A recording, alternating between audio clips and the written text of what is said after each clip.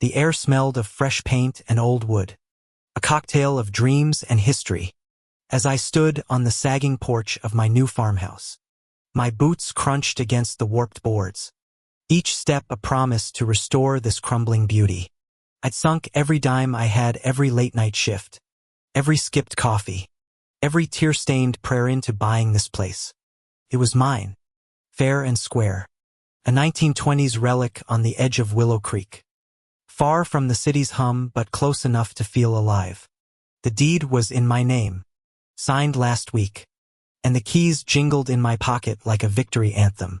But then I saw her, Karen, striding across my lawn like she owned it, her blonde bob bouncing with every purposeful step, her lips pursed tight as a lemon rind. She was HOA royalty, the kind of woman who'd fine you for a crooked mailbox or a blade of grass too long. And she was coming for me, Ellie Harper. Her voice was sharp, like a knife slicing through the morning mist. She didn't wait for an answer. This property is in violation.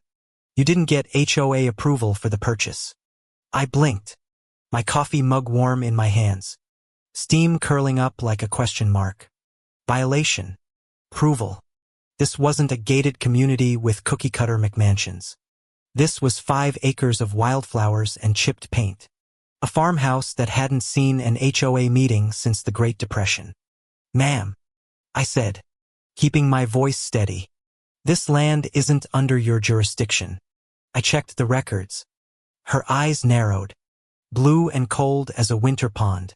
"Everything in Willow Creek answers to me," she snapped, clutching a clipboard like it was the Constitution. "This farmhouse is an eyesore. I've had plans for it, modern condos. Community pool. You can't just waltz in and ruin it." Ruin it. My chest tightened, a slow burn creeping up my throat. This wasn't just a house to me. It was my fresh start. My escape from a life of fluorescent-lit cubicles and a divorce that left me hollow. I dreamed of this place since I was a kid, sketching barns and sunflower fields in my notebook while my mom worked double shifts. Now, 32, I'd made it real. And Karen, with her manicured nails and her HOA rulebook, thought she could take it. "I own this land," I said, my voice low, trembling with something I didn't recognize yet. "You don't get to decide what I do with it." She smirked, predator's grin, and leaned closer. Her perfume was cloying, like overripe peaches.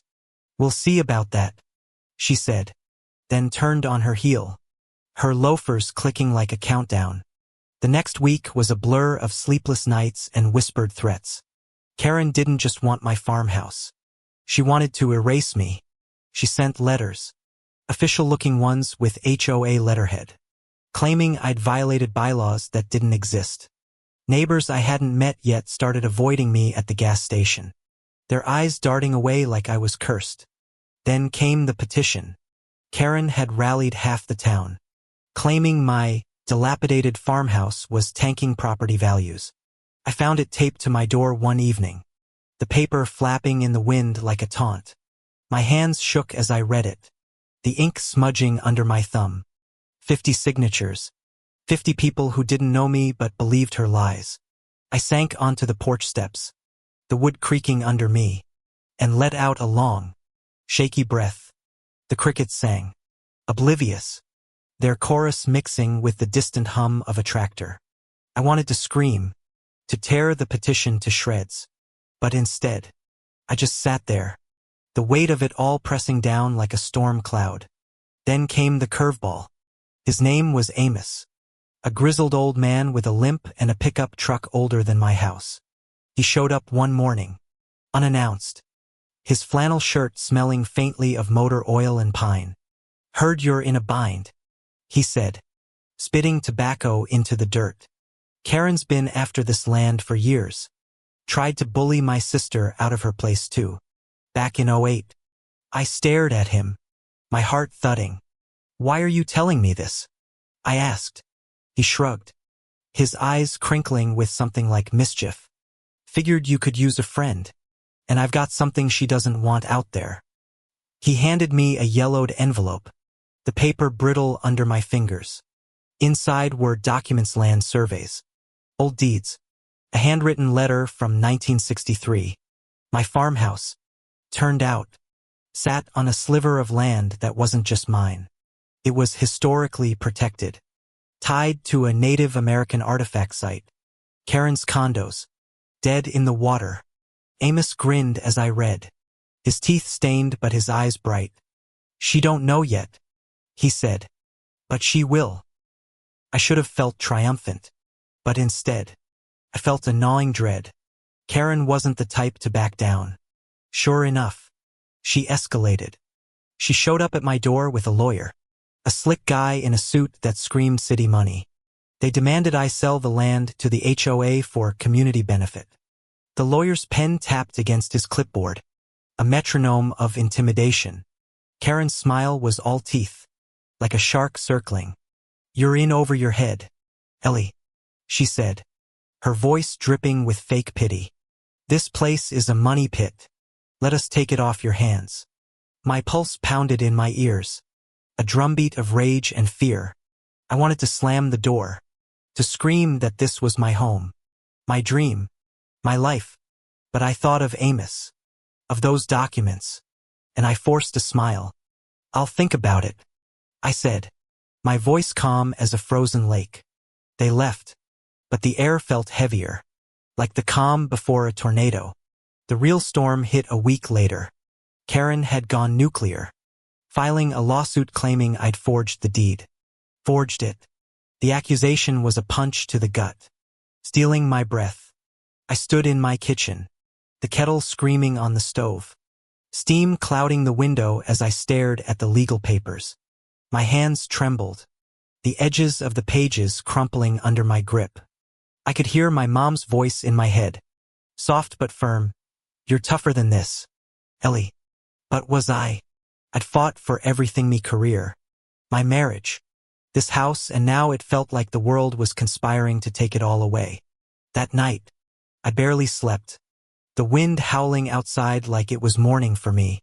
The farmhouse groaned, its beams settling, and I wondered if it was trying to tell me to give up. But giving up wasn't in me. The next morning, I drove to the county clerk's office, Amos's documents in hand. The clerk, a kind woman with gray streaks in her hair, confirmed everything. My land was untouchable, protected by laws Karen couldn't bully her way through. I felt a spark of hope, fragile but real, like the first green shoot after a long winter. Armed with this, I called a town meeting.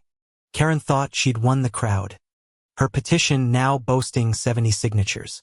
She stood at the podium in the community center, her voice ringing with righteous indignation. "This farmhouse is a blight," she declared, her hands slicing the air. "We deserve better." The crowd murmured, some nodding, others shifting uncomfortably. I stood in the back, my heart hammering, the envelope heavy in my pocket. When it was my turn, I walked to the podium, my boots echoing on the wooden floor. The room smelled of stale coffee and nervous sweat. I didn't look at Karen, but I could feel her stare, sharp as a blade. "This is my home," I said, my voice breaking at first, then growing stronger. "I bought it with my own money, my own dreams. It's not just a house, it's history, and it's protected." I held up the documents, my hands steady now. "Karen wants to tear it down for condos, but this land belongs to all of us, to our past." I read the letter from 1963, written by a woman who'd lived in my farmhouse, describing artifacts she'd found: arrowheads, pottery, a story of people long gone. The room went silent, the air thick with something new, respect. Karen's face crumpled, her confidence unraveling like cheap thread. She tried to interrupt, her voice shrill, but the crowd wasn't hers anymore. Amos stood up, his voice gravelly but clear. "She did the same to my sister," he said. "Bullied her till she sold. Don't let her win again." The murmurs grew louder, angrier. Karen's lawyer whispered something in her ear, but she shoved him away, her cheeks flushed. "This isn't over," She spat, storming out. I heard later she'd called her mom, sobbing, claiming I'd humiliated her. Poor Karen. Running to mommy when her empire of complaints collapsed. The lawsuit was dropped the next day. The HOA rewrote its bylaws. And Karen stepped down. Her reign over Willow Creek over.